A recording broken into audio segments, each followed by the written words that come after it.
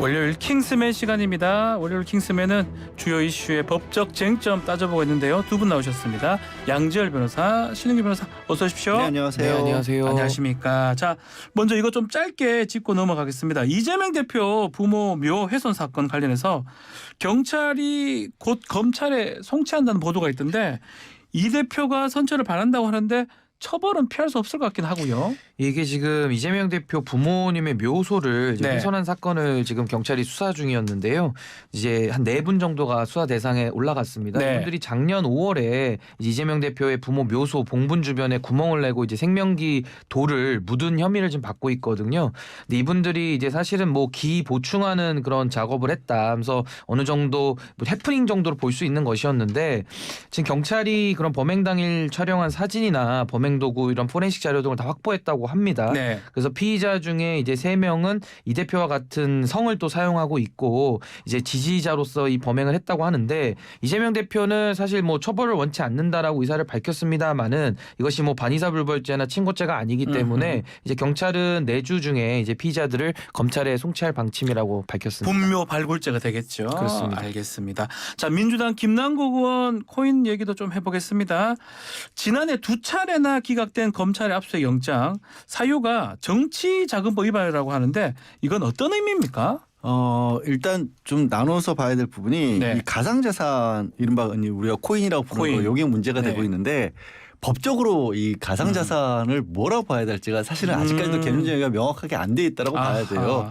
이건 실제 이제 뭐 지금 우리 알고 있는 물건도 아니고 네. 그렇다고 주식 같은 것도 아니고 하지만 또 현실적으로는 이 돈을 주고 거래를 하고 있는 상황이기 때문에 가상자산 보호법 이제 국회에서도 소관 상임위 통과했다고 하거든요. 네. 그러다 보니까 도대체 뭔가를 만약에 문제가 되려면 이제 법적으로 불법이 되려면 김남국 의원이 이걸 업체로부터 좀 무상으로 지원받았다거나 아니면 좀 싸게 샀다거나 이런 게 나와야 되는데 그 전에 그건 뭘 받았다고 할 거냐. 어쨌든 받은 게 사실이라고 하더라도 그랬을 때 정치자금법에 보니까 유가증권 또는 그밖에 물건이란 게 있더라. 그러니까 요거를 그밖에 물건에 좀 포섭을 해서 볼 수 있지 않을까라고 이제 검찰은 그 혐의를 적용을 한 건데요. 다만 말씀하신 것처럼 이제 2차례 기각됐던 건 그때 당시로 봤었을 때는 이제 이른바 코인 지갑에 돈이 많다는 거 외에는 불법적인 거는 다른 걸 소명을 못했던 거죠.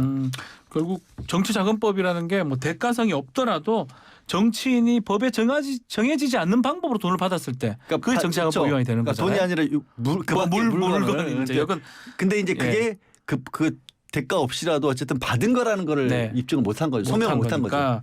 그러다 보니까 영장이 2번 기각이 됐는데 검찰이 지금 영장 청구 관련해서 재청구하겠다 또 적용 혐의 고심을 하고 있다고 하는데 어떻습니까? 이해 충돌 의혹도 있었고 로비 의혹도 사실 있었잖아요.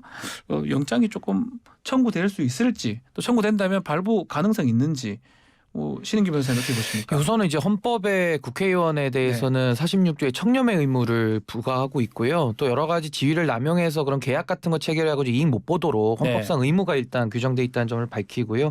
이제 김남국 의원이 사실은 가상화폐 관련해 가지고 어떤 뭐 소득세법 유예법안 뭐 발의했다라든지 여러 가지 문제들 때문에 이해충돌 문제가 처음에 나왔다가 이제 내부자 정보를 가지고서 거래한 거 아니냐 또 이런 의혹도 나왔었고요.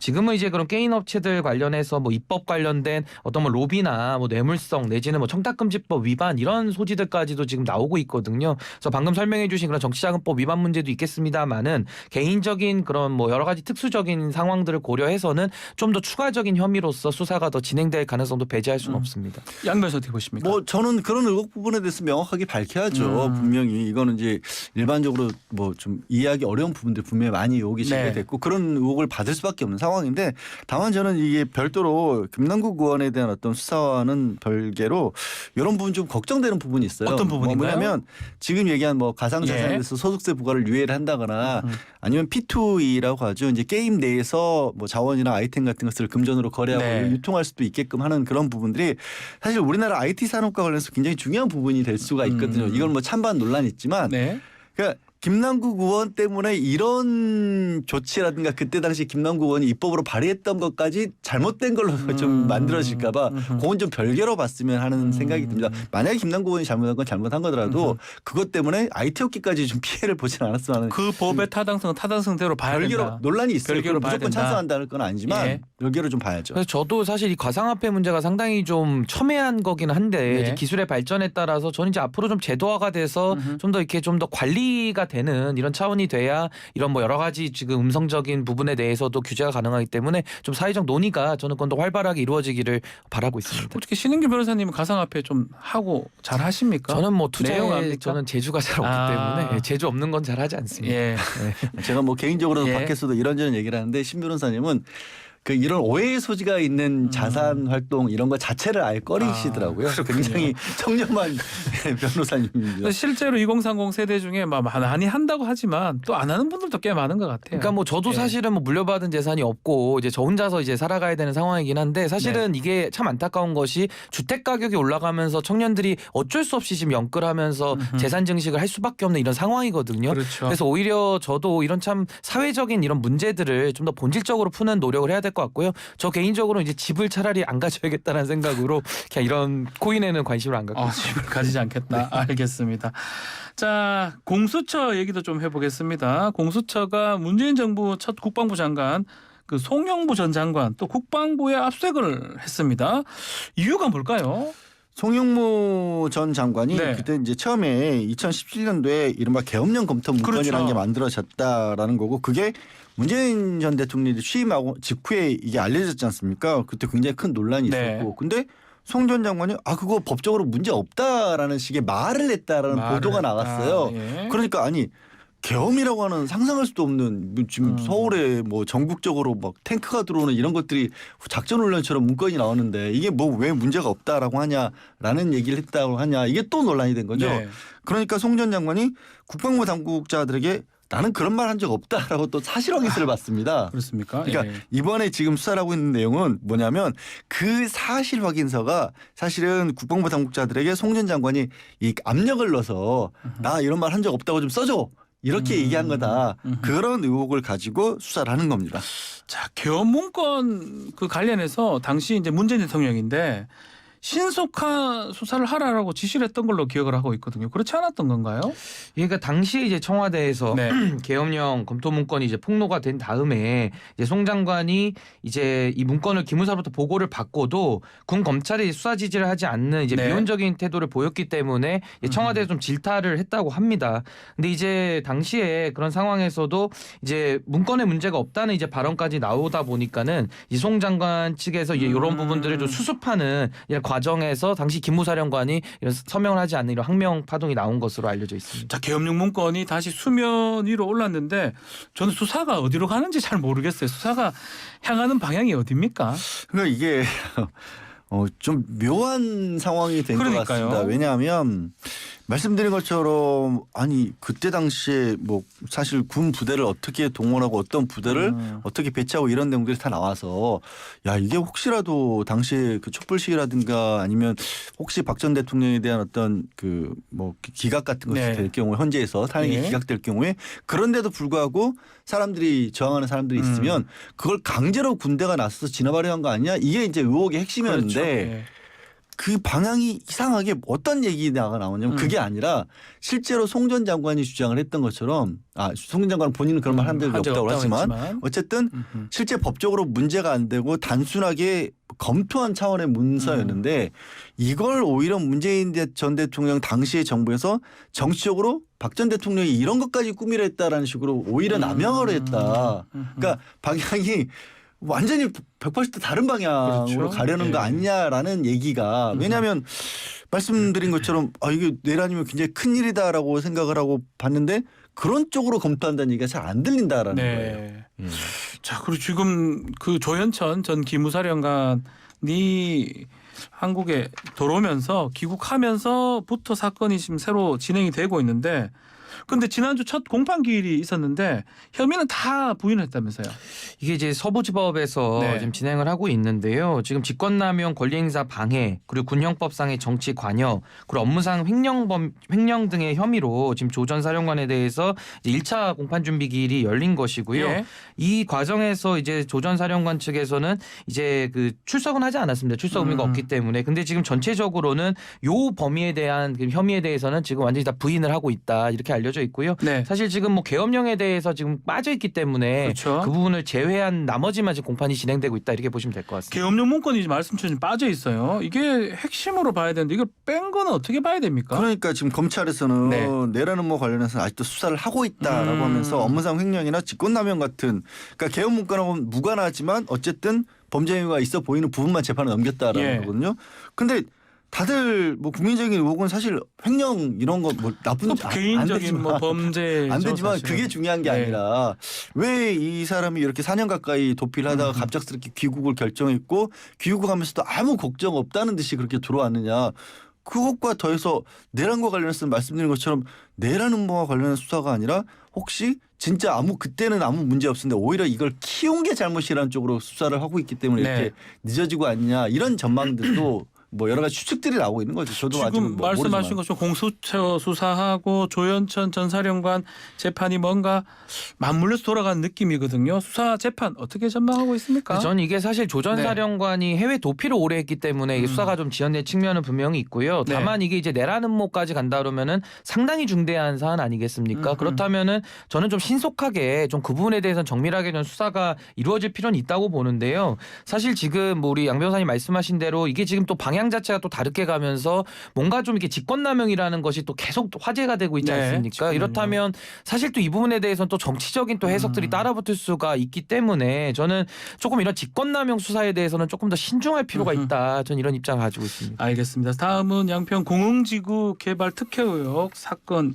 관련된 검찰 송치 얘기인데 지금 경찰이 윤석열 대통령의 처남 김모 씨를 검찰에 송치를 했다고 합니다. 혐의는 뭡니까? 일단 처음 이게 논란이 됐던 건 이른바 양평 공흥지구 네. 그러니까 아파트 단지 한 300여 세대를 지은 겁니다. 아파트를 지었는데 그 사업을 했는데 우리는 수익이 남은 게 없으니까 개발 부담금도 낼 게 없습니다라고 네. 아예 돈을 안 냈어요. 그래서 이게 어떻게 된 거냐라고 봤더니 다시 양평군이 그 문제가 제기가 되니까 한 1억 8천여만 원 가량을 또 개발 부담금을 부과를 했단 정정 말이에요. 부과했어요. 정정 부과했어요. 예. 그러니까 돈 번 게 있었네라고 네. 다시 바뀐 건데 근데 이 경찰에서 이번 결과는 뭐냐면 이거를 이제 이 주도했던 사업했던 업체가 ESNID라는 그 네. 회사인데 그 회사가 우리가 이 사업을 통해서 얻은 개발 수익이라고 하는 게 얼마만큼 됩니다라고 냈던 그 증명하는 과정에서 문제가 있었다. 그리고 그게 바로 사문서 위조에 해당한다라는 식으로 해서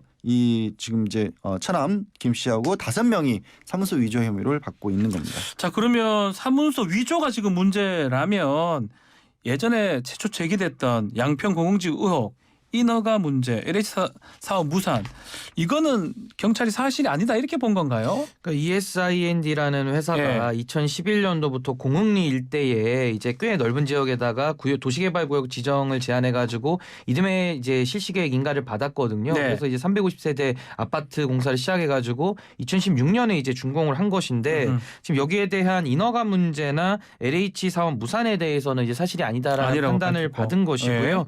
이제 이 부분에 대한 경찰의 입장은 이제 해당 아파트가 들어선 곳이 이제 우수처리 기준이나 친환경 재료 등의 조건부 허가가 가능했다. 그러면서 LH 사업 대상 지역은 인근 다른 곳으로 확인을 했다라고 언급하면서 결국에 이제 사문서 위조 행사 이 부분에 대해서만 이제 관련자들을 이제 검찰에 이제 처벌해 달라는 뜻으로 이제 송치한 겁니다. 저 그러면 결국은 뭐 다 빠지고 사무소 위조만 지금 올라간 그런 상황이네요. 다 빠진 게 이제 혐의가 빠진 게 문제가 아니라 사실 여기에 말씀드린 것처럼 이 개발을 진행했던 회사가 ESIND라는 네. 회사인데 이게 결국 장모 그다음에 아들 이번에 김 씨 사무소 위주로 뭐 송치가 된 처남, 딸, 대통령 처남. 대통령 처남이죠. 네. 딸은 이제 대통령의 배우진 김건희 여사 이 세 사람이 사실 100% 지분을 가지고 있었던 거예요. 네. 그러니까 그냥 가족 회사인 건데 어허. 그 중에서 그러니까 그 장모하고 지금 김건희 여사는 빠지고 천안만 이제 송치가 된 거거든요. 왜 그게 가능하네. 가족 그러니까. 예사인데 두 사람은 불송치됐고 처남 아들만 지금 송치가 됐습니다. 그러니까요. 이게 지분은 100% 가족들이 다 가지고 있습니다. 네.